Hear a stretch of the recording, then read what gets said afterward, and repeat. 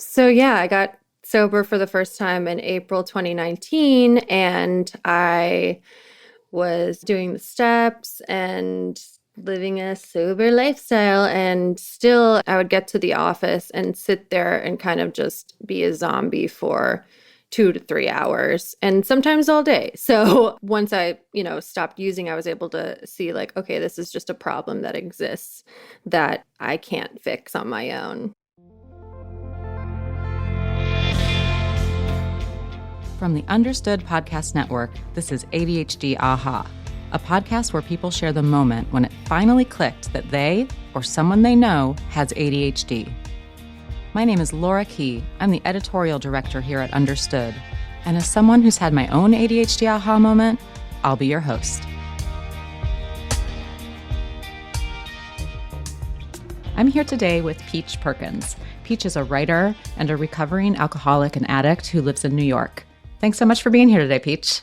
Thank you for having me. This is so exciting. I wanted to say right off the bat, in addition to talking about ADHD and your aha moment, that throughout this interview, we'll probably be talking about substance abuse and your journey getting sober. And I want to be really honest with you and say that I don't have a lot of experience with conversations like those. So I just wanted to ask, for the sake of this interview and also for our listeners listening at home, is there any terminology that makes you feel uncomfortable? Anything that you want to recommend that I avoid saying? Or the opposite, things that you like people to say when they're talking about sobriety with you? Yeah, I mean, I am in a 12-step program, so I don't have a problem saying like I'm an addict alcoholic, but I know people get sober a number of different ways, and some people don't like to identify as that, or it's not helpful for them. But like, I don't think there's anything you could say that would offend me in terms of sobriety. Okay, I appreciate that. Thank you. Sure, yeah. When did you realize that you had ADHD? I went to NYU, and I had come from like a small town in rural upstate New York, and then going to NYU with a class of like 100 people, you couldn't really talk to the professor. And I just felt like very overwhelmed. And I was like, oh, okay, I guess this is just college. Everyone feels this way. The procrastination, it was really tough. But again, I just wrote that off as it's college.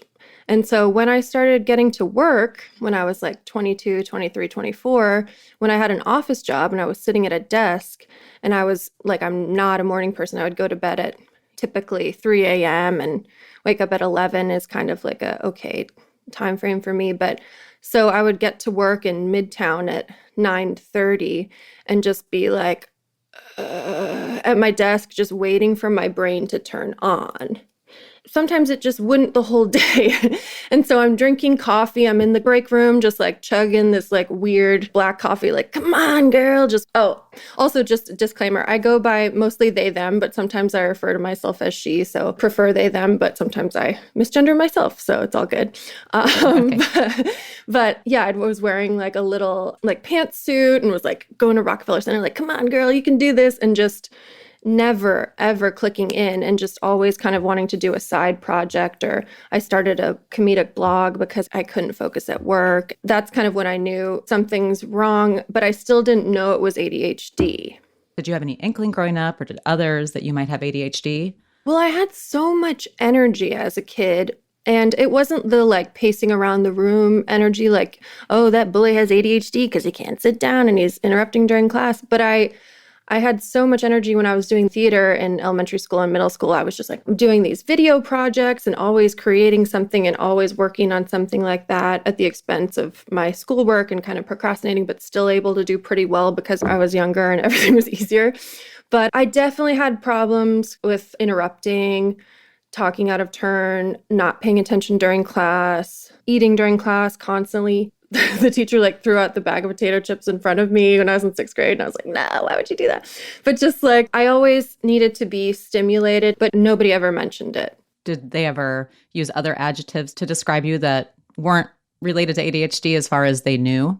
Ditzy, no common sense. Teachers didn't say that, but in a joking way, like friends would. Hyper, energetic, always hungry, weird. Yeah, I guess those were the things. How did that affect your perception of yourself? I mean, I was bullied in elementary school. I'm also queer, so growing up, I don't know, I felt different. I felt like there was something different about me that I couldn't quite place. I remember asking my second grade teacher, like, can a girl ever turn into a boy? And he was like, no. And I was like, Hmm. okay. But, now they would have different conversations around that. But it was like 1996 or 7. So that wasn't really a conversation at that point. But yeah, I always felt like there was something different about me. And I felt like I was always too much. I was like talking at the wrong time or too energetic, really wanting to be friends with people, just like a lot. How did you cope with that feeling, either as a child or as a young adult? I grew up in rural upstate New York, so I was like living in the woods with my mom. So I would just like sing in the trees, like, or just be really like a weird little tree nymph person. But and I would read a ton basically. I was always reading. What kind of stuff did you like to read? Like Encyclopedia Brown. I would always try to like figure out the things. My mom actually volunteered at the library, so I would have to go with her for like 5 hours while they had the library meetings every week, and I would be in the kids section just reading. Oh, I found like Woody Allen's like book, like Everything You Always Wanted to Know About Sex, but Were Too Afraid to Ask. I would go in the back of the stacks and be like Ooh, reading these, like spicy. trying to learn just about life. I tried to read Anna Karenina. I was like trying to read things that were above my reading level and then kind of didn't do it. Wow, that is a wide swath from Encyclopedia Brown to Yeah, it's weird. Woody Allen's sex to Anna Karenina. It's weird. Really Yeah. covered it all there. Yeah. So if I'm hearing you right, it sounds like you're very comfortable being alone, probably being with yourself, right? What about your relationships with other people? What are they like? I get overwhelmed in groups of people historically. I know how to act one on one. I feel like I can kind of listen and give feedback and concentrate. But when there are groups of people in the past, I felt like I need to perform or be kind of like, come on, keep the mood up. I feel like I'm always supposed to like entertain people in some way. I'm not sure if that's ADHD related, but I just was always kind of stressed out and overwhelmed in group situations. I never really want to do that. I always thrive in one-on-one situations. I've always had like good close friends, like people who can come over and take a nap. You don't have to do anything special. I love those friendships, like sleepover friendships. But I was always very like boy crazy / having a bunch of crushes, hyper focusing on these crushes, which now I can recognize as ADHD. I'd tell my mom and dad like, this is the one, this is the one, this is the one, like 9 times a year. And they're like, okay, cool, to their credit. I want to hear more about being, I think the phrase you used was too much, and this performative aspect and trying to be like the life of the party. You were saying, I'm not sure if this is related to ADHD. I think that it can be, at least from what I've heard from other folks in our community. We hear a lot about kids or adults with ADHD. Sometimes if they're self-aware enough, and it sounds like you were, to know that you're struggling with kind of the social rules of like not interrupting and paying attention. And sometimes you can use that kind of performance or the clowning around to be a distraction and kind of Totally save yourself in a way. Yeah, I think when I was a kid and I would try to be funny as a coping mechanism, and when I'd get a lot of attention, I was like, all right, things are going great. Keep it up. Come on, come on, come on. Keep the energy up, And I talked to my therapist about it. She's like, you really don't need to do that. You can just like show up as yourself. Yeah, it's just unlearning that you don't always have to be on. With me, it's kind of on or off. There's never a neutral. It's kind of like I'm ready to engage and I'm like all in, or I'm like, I need to be alone because I can't do this right now. Wow, that gave me goosebumps when you said unlearning how to be on.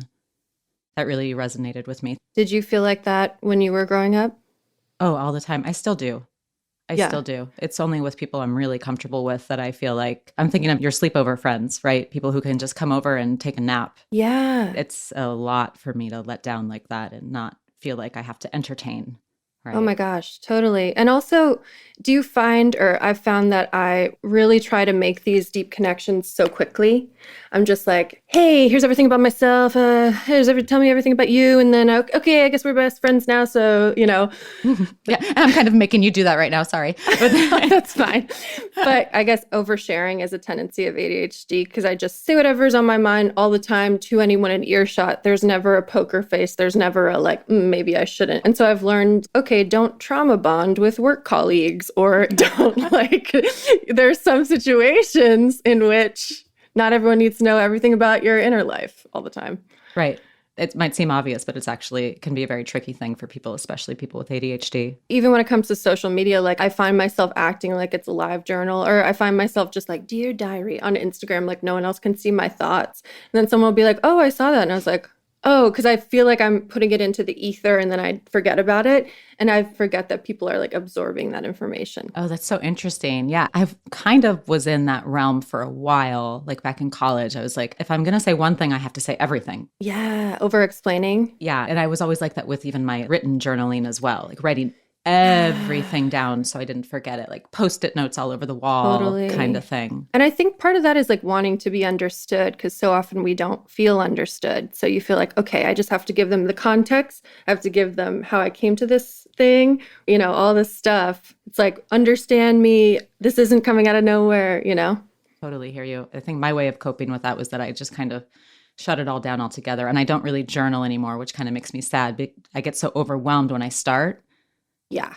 that I feel like I'm just not going to do it at all. Do you do the thing of buying the new journals and being like, this is going to be Oh, different this Peach, like time? I have so many empty journals. I can't yet. Today is the day. I'm going to write Yeah, my yeah. opus today. Yeah, yeah, yeah. I'm like, he didn't text me back. And then it's like one page and then I never visit it again. It's a short story.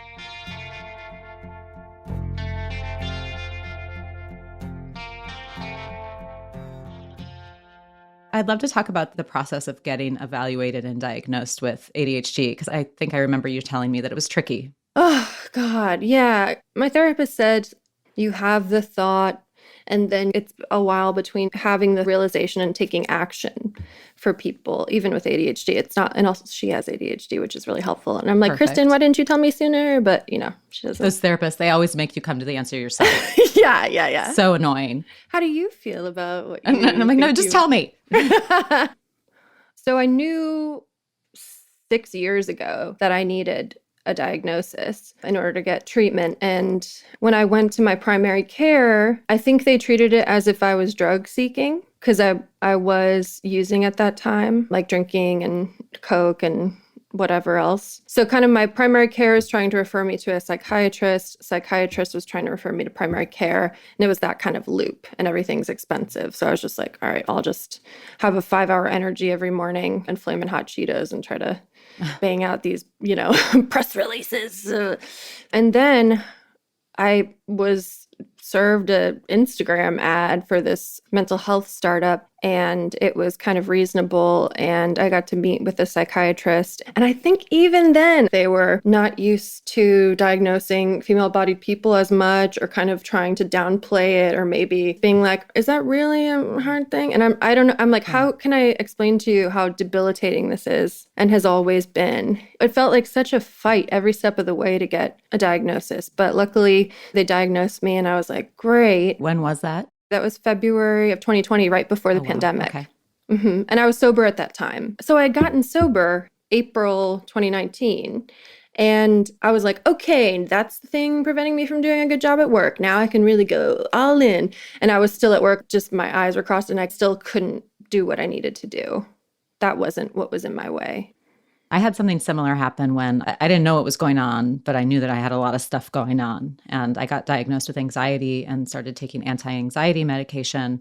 And Mm. then I was like, this is helpful. I can feel that my anxiety is more under control. But wait, I still am having trouble with X, Y, and Z that were all related to ADHD symptoms. And then that started another conversation. Totally, like time blindness. I was like, okay, I'm sober, so I shouldn't be late to things. And it's like, nope, still late all the time? I hear you. But even if Yeah. you are sober, you don't have ADHD, you're still allowed to be late sometimes. Like, it's okay. Sure. Yeah. Yeah. But I was just like, why is my life like just running around like, "Ugh." And I think most like female bodied people who are diagnosed, you just feel this like overwhelming shame and guilt all the time. Like you're not doing enough, you didn't do it right. Everyone's gonna know that you didn't do it right. Everyone knows you're faking. Everyone knows all this stuff, which no one really thinks. But you're just so used to like setting these goals, not achieving them, setting these deadlines, missing them, da-da-da, forgetting to pay the bill, forgetting to da-da-da. So I was just always feeling like I was fing up.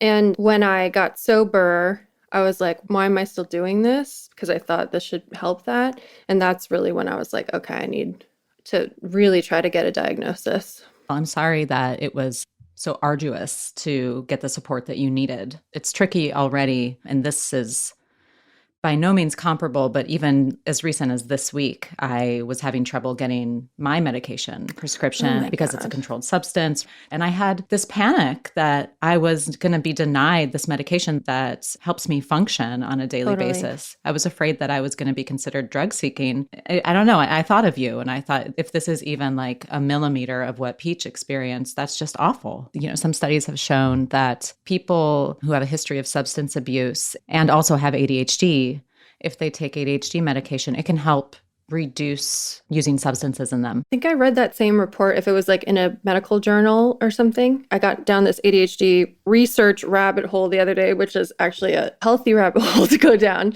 Before I was diagnosed and treated, I was definitely looking for something to help me. And sometimes those things weren't prescribed. And now that I have the diagnosis, I don't feel the need as much. Sobriety is kind of, every day is different and different things trigger different things. But overall, I feel like I'm stable and know how my brain works and know what I need more as a result of my diagnosis.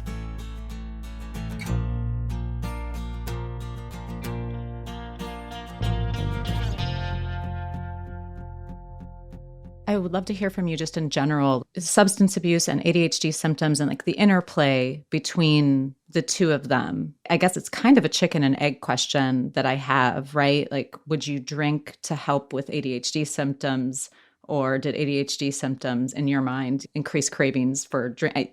I'm just curious, how does this interplay? How did you experience that? The comorbidities, anxiety, depression, I remember being a kid and feeling so like morose and just like desolate. And then I would feel like super social anxiety. And so I'm on an SSRI, but that still doesn't help with ADHD overwhelm when too many things are happening at once and you just want to like guttural scream into the woods. In those moments in the past, I'd be like, let me have a glass of Pinot Grigio because that'll just mellow things out. But now I do let out a scream under like kind of alone, like sometimes alone. So definitely in moments of overwhelm, I was using alcohol as kind of a sedative. From what I know from our experts, I think that's pretty common to self-medicate when you have ADHD. Even if you don't know you have ADHD, it's like the way you feel when you're using a substance is the way that you would hope you'd feel if you didn't have ADHD. Totally. And then like if I was really in an isolated, I don't want to do anything mood, then I would use an upper like cocaine or something to be like, it's okay, I can still go out. So I was using the drugs kind of to, without knowing it, level out or medicate myself. Right. People who have ADHD are much more likely to abuse substances. And it's because of that, like you're just chasing that dopamine and the short-term dopamine. Right. And so when you have a dopamine deficit, you're like, what's going to get me to the next? Like, how do I, come on, where can I find it? Where can I find it? That's why I love speeding in my car, which I shouldn't, and like gambling and, all these like high-risk behaviors I still am drawn to. And when I'm doing a high risk, something high risk, I feel like, I can finally relax, as opposed to going through daily life just feeling a little bit like, yeah, like in the back of your mind, Yes. And also the sounds you use are just incredible. And I want you to come over to my house and read my kids' children's books to them. Oh my God. I do nanny. So yeah, hit me up. I feel like you would be stellar at that. Are there feelings around ADHD medication in the sober community? Is there hesitation around using them in general, or is it just a personal thing? Yeah. I mean, I think the sober community is so heterogeneous. Did I say that right? Heterogeneous? I think it's so... That's a tough one to pronounce. Yeah, I think the sober community is so... Diverse? Diverse. That's a great word. Yeah. Easier to pronounce. Yeah. So like, I can't speak for anyone else, but I think with medication that you need, or for painkillers or whatever it may be, I think it's just like use with caution, use with guidance. I want to talk about how you are now. There have been a lot of changes in your life. You left your job, you quit your job. I did, yeah. And it sounds like it was a very conscious decision, like a very thoughtful decision, as opposed to like an impulsive ADHD move, which is cool. Yeah. I mean, I had a relationship with my boss for I had worked with her for 7 years off and on and really appreciated my time there. I think just maybe time to move on. And I think also with the pandemic, when remote work became an option, it was just like such a boon for people who are neurodivergent, because now you don't have to be like the square peg in the round hole. You can be like, yes, perfect. I can have my space and I can be productive in the way that's helpful for me, instead of trying to mask all day. And I'm exhausted when I come home because I'm doing this face to the world and trying to go through the motions and not really being able to do what I need to do. There are certain environments that are more conducive to ADHD. So it's like in, traditional office structures, especially an open floor plan, which is trash. You can never just be by yourself. And everyone's like, how's your weekend? You're like, oh my God. So now I'm still in the job search process. I'm looking for remote work, but I'm doing like a lot of nonprofit work, or like writing research papers. And that's been really cool to use my hyper focus for good. Yeah, more kind of creative endeavors and stuff. I'm really happy to hear that the pandemic, for all the terrible things that have happened with the pandemic, that has been a plus for you. Because I know that being at home, maybe, well, for all kinds of people, even for some people with ADHD, being at home has been really tough. So I guess it just depends on how you present, right? Right. I guess that's also because I don't have kids. That's different than other people. Yeah. Well, that's a whole different thing besides ADHD. But I appreciate your thinking about that. Yeah. But no, yeah. I just have these dogs and I'm even like, with them. Like, I know. Just stop. For me, it's just like my husband. Like, he'll come downstairs when he's like taking a break and I'll be in the middle of something and he'll be like, he'll start talking to me. I'm like, do not interrupt me. I will never get back to it. Like, well, because you work in an environment that's really understanding of neurodivergence. Like, how has that been helpful for you in your life holistically? Oh, what a great question. Thanks for asking. I mean, it's been a game changer. I've been at Understood for a long time, and I got diagnosed with ADHD while I was working at Understood. And even during that time, I never talked about it. I didn't share. And that had nothing to do with the people around me or the organization. It's not like they wanted that from me. But little by little, in hearing stories and learning more about accessibility and different ways of working, right, and thinking, little by little, I've started to be more and more open about my ADHD. And now I'm on a podcast, ta-da, talking more about it than I ever thought I would. So it's been clutch in terms of openness and acceptance of myself. Peach, it has been so great to talk to you. This has been a lot of fun, and I feel like I've learned a lot, and I think your story is really beautiful, and I appreciate you coming on. Thank you so much. I really appreciate you asking me, and this was so fun. I feel like I still have 1 million questions, but I'll just follow up in every email. I'm just kidding. If you or someone you know is impacted by substance abuse and needs support, you can find resources at the Substance Abuse and Mental Health Services Administration, or SAMHSA. Go to samhsa.gov, that's SAMHSA.gov, or call 1-800-662-HELP. You've been listening to ADHD Aha from the Understood Podcast Network.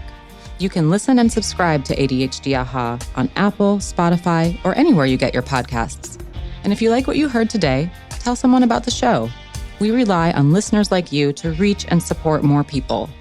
And if you want to share your own aha moment, email us at adhdaha@understood.org. I'd love to hear from you. You can go to u.org/ADHD-AHA to find details on each episode and related resources. That's the letter U as in understood.org/ADHD-AHA. Understood is a nonprofit and social impact organization. We have no affiliation with pharmaceutical companies. Learn more at understood.org/mission. ADHD Aha is produced by Jessamine Molly. Say hi, Jessamine. Hi, everyone. Justin D. Wright created our music. Seth Melnick and Brianna Berry are our production directors. Scott Koshier is our creative director. And I'm your host, Laura Key, editorial director at Understood. Thanks so much for listening.